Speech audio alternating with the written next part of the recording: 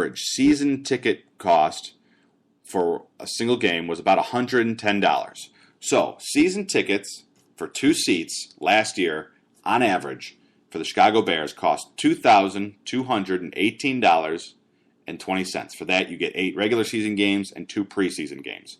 And to keep in mind, that cost does not include your PSL, your personal seat license, or the taxes.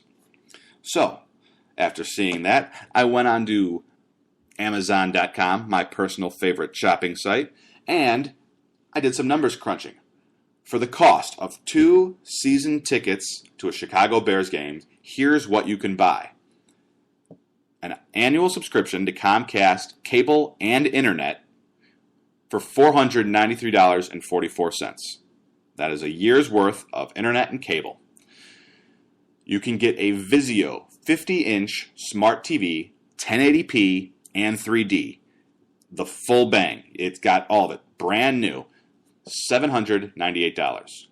You can get a Sony 5.1 channel surround sound system. All the speakers included. Rear channels, front channels, subwoofer, all of it. $299.95. You can get a PlayStation 4 that is about to come out November 15th, retailing for $399. And you can even get yourself a place to sit with an Arcadia recliner, a leather chair that reclines, basically a lazy boy, $175.90. That adds up to $2,166.29, a full $51.91 less than your season ticket package. And like I said, that doesn't include taxes, that doesn't include PSLs, and it doesn't include all the peripheral crap that you're going to have to buy at the game. Parking, gas, food, souvenirs, all of that stuff. So tell me, now that it's actually cost me less to furnish my home and watch it at home, it costs me less aggravation now that my wife can't bring her purse into your game, and good luck getting me to a Bears game in December now that I can't bring a friggin' blanket with me. I mean, what are these guys thinking? It completely baffles my mind. And I'm not going to leave my couch this year. I've got in my living room right here a 55-inch screen TV, full surround sound, a reclining chair, and a reclining couch. The fridge is 6 feet from the right of my couch, and my bathroom is 6 feet to the left of my couch. And you want me to pay $110 a seat for the honor of having a nosebleed seat next to 2 drunks and having a fight with my wife because she had to leave her purse in the car? Yeah, not gonna happen. So, NFL, fix your stuff. Know your role and shut your mouth. All right. Now that rant's done.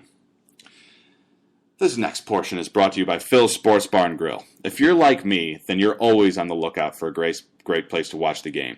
The best place I've found is Phil's Sports Bar and Grill, located on the corner of Prairie and Burlington in Brookfield, Illinois. Phil's features daily specials, 10 TVs, and complimentary Wi-Fi, so you can follow your fantasy leagues while you eat and drink. And on top of all that, Phil's has a great atmosphere and sensational food. Check out Phil's Sports Bar and Grill today. Now that we've kind of ranted and raved and done our calling out the BS segments, I want to talk to you about an article that I just read on SportsIllustrated.com, and they did their all overrated team. I love these kind of articles because I'm a big fantasy football guy. I love seeing who's being overvalued and who's being undervalued. Now, they've just done the offense so far. Next week, they're going to announce the defense. But offense is what we care about on fantasy. And for the purposes of this, I'm cutting out the offensive lineman. I mean, quite frankly, the only time you really know offensive line is when they're giving you a coronary because they keep getting your quarterback sacked. So an anonymous lineman is a good lineman. Now, I was reading the article, and Sports Illustrated kind of based their rankings of being overrated based mostly on salary and draft expectations. So if you're a quarterback drafted at the end of the first round, then you have higher expectations than, let's say, a 6th-round quarterback who had a surprise showing. So for that reason, their quarterback, that's the all-overrated team, is Josh Freeman. Josh Freeman is the quarterback for the Tampa Bay Bucks, and he actually had a surprisingly good year last year. He had over 3,500 yards passing and 27 touchdowns. Only 4 guys had more than 30. So to say that he's overrated, I think, is an unfair assumption. Now, he's got mechanics issues, and he can be very inconsistent. But does anybody really think of Josh Freeman as an elite quarterback? I think most of us think of Josh Freeman what he is, a very talented quarterback who benefits from having a good offensive coach and having good role players around him. So I don't agree with that one. There are 2 running backs, Chris Johnson and Darren McFadden. These I agree with to a point. Chris Johnson, speed back, who had that 2,000-yard season, he's a very frustrating player in the fact that he got that big contract extension, and now he just doesn't produce like he's expected. And again, this comes back to that fantasy thing I was talking about. We draft a guy like Chris Johnson hoping that he's going to get that 1,300-yard, 15-touchdown stat ranking going for us, be a force in our fantasy league. And he has not been living up to that. He's got an enigmatic personality that doesn't endear him to the fans. But again, this is coming off of his reputation that he built off of that 2,000-yard season. And that was several years ago. I think at this point, again, people kind of have a feeling for what Chris Johnson is. Their other one, as I said, Darren McFadden out of the Oakland Raiders. This one I agree with. Darren McFadden has got this reputation of being an elite back who's had injury problems. That's just not the case. Last year, when he was healthy, he only averaged 3.5 yards a carry. He's a very talented guy, and maybe a lot of his struggles have to do with the lack of weapons and support from a very weak Raiders team. But on the other hand, if you're going to be looked at as a superstar, you have to be able to carry your team at times when they're somewhat down in the skill department. And Darren McFadden doesn't equate to wins. He doesn't carry a team. He's nothing but a complimentary player. So for that one, I actually agree with their assessment. The 2 receivers they had listed is Mike Wallace for the Dolphins and Greg Little for the Browns. Mike Wallace for the Dolphins. This is true to an extent. He got a big free agent deal, and most people realize what he is. He's a speed receiver who sometimes struggles with precise routes. I think it's unfair to call him overrated until we see how he works with this system. A lot of people are anticipating that he's going to struggle in the West Coast offense that Joe Philbin has installed with the Dolphins. But we don't know. They also have a Brian Hartline as their possession receiver and a couple of speed backs in Daniel Thomas and Lamar Miller. So there's going to be a lot of weapons in Miami, and Mike Wallace could end up having a very good year. Now, is he going to approach anything near the level of what Calvin Johnson puts up? No. But again, is anybody expecting him to? He had a lot of hype going down to Miami with that big contract. So we'll see what he produces. But I think the jury's out before we can start calling him overrated. And Greg Little, who rated Greg Little high of the Cleveland Browns? I mean, he was a sleeper a couple of years ago for some fantasy leagues, and he disappointed, but that happens. You draft a sleeper towards the last few picks of your draft. You hope he pans out. Sometimes they don't. But does anybody really have giant expectations for Greg Little? Sure, he was drafted in the second round, but again, it's not something that's so surprising. And it's not something to be like, yep, that's a guy who really disappointed us. And then their tight end was Brandon Pettigrew for the Lions. I don't agree with that one so much. He suffers from drops. He's a very athletic guy, very big target, and he drops it a little too often. But this is a guy who had 70-plus catches and is a big red zone target. I think the problem with the Lions is everybody knew they were throwing. They had no run game to speak of, and Matthew Stafford broke the record for passes and pass attempts in NFL history. I think the fact that defenses were dropping pretty much, 8 or 9 guys in every play affected the kind of years that guys like a Brandon Pettigrew and the other receivers outside of Calvin Johnson had that year. So that's what my take on Sports Illustrated is. Now here's my overrated team. First one, at quarterback, Colin Kaepernick. Everybody talks how athletic he is, and I'm a big Kaepernick fan. I remember watching him in Nevada when they beat Boise State in a fantastic game, and his run last year was incredible. But he's on a team where the defense actually has a great impact. That defense in San Francisco is incredible, and that wins them a lot of their games.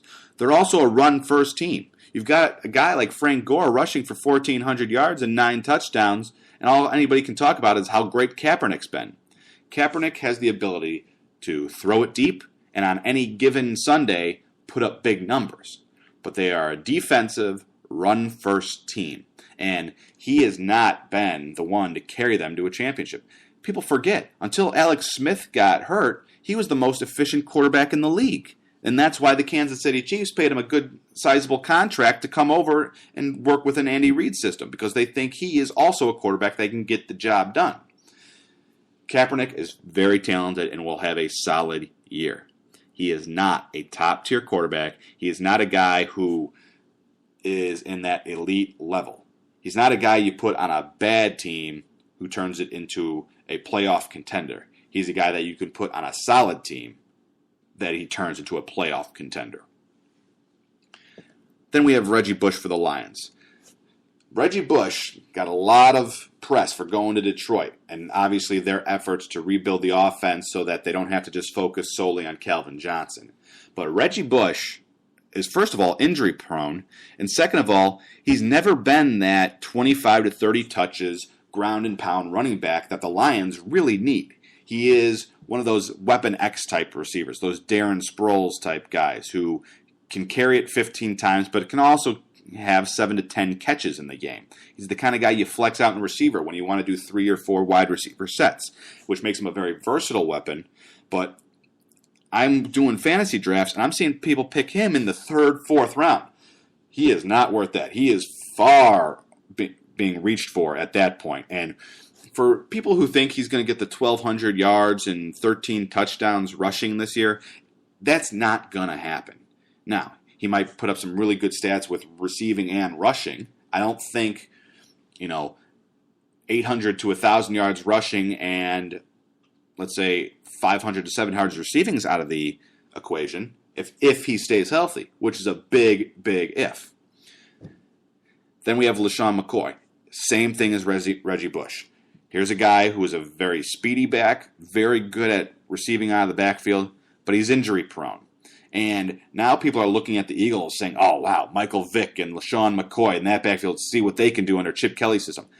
Those guys combined are going to be lucky if they play 20 games. I'm sorry, but between Vick and McCoy, the Eagles will be lucky if they're going to be able to field a team by the end of the season, because those guys are brittle as heck.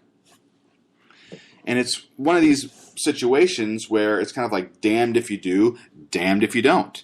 You want to start your best guys, and they're guys that have a very big upside, but they're guys that get hurt often. And you can only get hurt so many times before you're just known as a guy who can't take the grind of the NFL season. The ground and pound. That game is not LaShawn McCoy's. And again, fantasy owners, if you're going to get him and start him, make sure you get another good running back or two as backups, because he is not going to last your season. And come playoff time, when he's sitting on the bench and you're starting the backup for the Bears, Michael Bush, don't blame me.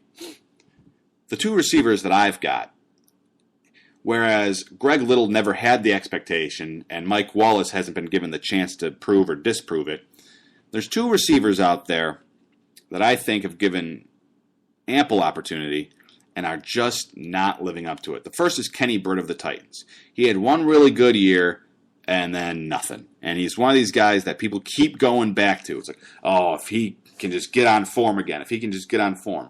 I think what we had was a year where he overachieved. So let's not go all in on Kenny Britt. That is a struggling Titans team that is in the midst of rebuilding. They're going to win and lose with the run game this year, and Jake Locker is not going to be a great quarterback because, quite frankly, he does not have the weapons around him to succeed. They lost Jared Cook to the Rams, and Kenny Britt is a number 2 receiver at best. And the other one is Miles Austin. Miles Austin came and surprised us with his first year with the Cowboys and had a really good showing. But since then, he's never topped 1,000 yards. He's never had more than 7 touchdowns. Again, he's another guy that tends to get injured and nicked up throughout the season. He's not a guy who's reliable, and he also drops a few too many. And he's not a good red zone target. And especially on a team like Dallas, where Jason Witten catches 90-plus balls every year, and now you've got Des Bryant, who's emerging as an elite receiver. Stay away from Miles Austin. He is going to be a disappointment in your fantasy leagues. And